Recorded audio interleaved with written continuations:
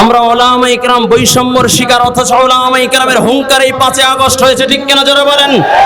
ওলামায়ে কেরামের হুঙ্কারেই কিন্তু ওই লেডি ফ্রাউন বাঁকতে বাধ্য হয়েছে, ঠিক কিনা জোরে বলেন? তৈরি আছে ইনশাআল্লাহ। আমরা তাকায় দেখলাম এখন ডক্টর ইউনূস আবার নাস্তিকের পক্ষ নিচ্ছে। আমরা এবার স্পষ্ট ভাষায় বলতে চাই, নাস্তিকের পক্ষ নিয়ে যেমনি ভাবে শেখ হাসিনা থাকতে পারে নাই, আপনিও থাকতে পারবেন না, ঠিক কিনা যারা বলেন? এদেশটা হলো ওলামায়ে কেরামের দেশ, এদেশে 360 আউলিয়া ঘুমায়, ঠিক কিনা যারা বলেন?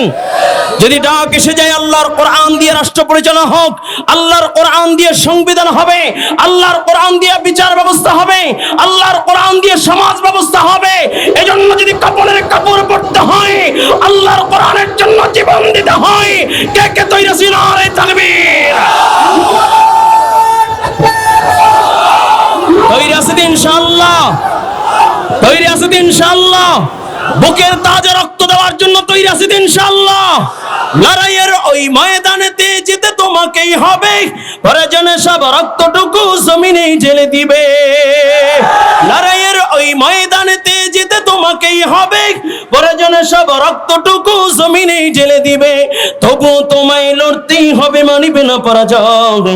বিপ্লব মানে জীবন দেয়া বসে থাকা নয়, সে কোনোদিন আসবে না রে করো যদি ভয়। বিপ্লব মানে জীবন দেয়া বসে থাকা নয়, সে কোনোদিন আসবে না রে করো যদি ভয়। আসবে বিজয় রক্ত আর জীবনের বিনিময়, আসবে বিজয় রক্ত আর জীবনের বিনিময়। বিপ্লব মানে জীবন দেয়া বসে থাকা নয়, সে কোনোদিন আসবে না রে করো যদি ভয়। কোথা থেকে কোন বিন্দেশে শকুন আমার দেশে এসে, সেবার নামে প্রশ্ন জুড়ে মীর জাফরের বেশে। আমরা জানি আপনি আমেরিকায় বড় হয়েছেন, আপনি ওই লাল চামড়াদের আদর্শ গ্রহণ করেছেন। আমরা মনে করছিলাম আপনি সব কিছু ভুলে গিয়ে বাংলাদেশকে আপনি সাজাবার জন্য এসেছেন। আমরা দেখি এখন পর্যন্ত আপনি ফ্যাসিস্টদের কোনো বিচার নিচ্ছেন, বিচার হচ্ছে না। পিলখানার বিচার হচ্ছে না, শাপলা চত্বরের বিচার হচ্ছে না। আপনি আছেন নারী কমিশন দিয়ে নিয়ে, নারীদের সমানাধিকার এবং নারীদেরকে নিয়ে উঠে পড়ে রেখেছেন। স্পষ্ট ভাষায় বলতে চাই, তাসলিমা নাসরিন কোরআনের বিরুদ্ধে কথা বলে থাকতে পারে নাই, আপনার মতো ডক্টর ইউনূসও থাকতে পারবে না, থাকতে পারবে না, ঠিক কিনা যারা বলেন? তৈরি আছেন ইনশাআল্লাহ? হ্যাঁ যুবক, তৈরি আছেন ইনশাআল্লাহ? বাংলার প্রান্তরে যদি কোনো আল্লাহর কোরআনের এই যে ডক্টর ইউনূস নারী কমিশন যারা আছে, তারা কোরআনুলকে 300 পৃষ্ঠার একটা প্রতিবেদন ডক্টর ইউনূসের হাতে দিয়েছেন। সে এইটাকে বাস্তবায়ন করার জন্য মরিয়া হয়ে পড়েছে। শুধু তাই না, এটাকে বাস্তবায়ন করার জন্য উঠে পড়ে লেগেছে। অথচ বিচার ব্যবস্থার ভিতরে দুর্নীতি, এখনো টেন্ডারবাজি আর চাঁদাবাজি, এখনো সন্ত্রাসী আর আমার বোনরা দর্শিত হচ্ছে, তার নিয়ে তোর কোনো মাথা ব্যথা নাই, ঠিক কিনা যারা বলেন? আমরা তাকায় দেখলাম তারা এই যে নারী প্রতিবেদন তারা দিয়েছে, নারী কমিশন যে প্রতিবেদন দিয়েছে 300 পৃষ্ঠার, তার ভিতরে আল্লাহর কোরআনের বিরুদ্ধে, কোরআনের আয়াতের 17টা আয়াতের বিরুদ্ধে তারা অবস্থান নিয়েছে। তারা চায় কোরআনের আয়াতকে, তারা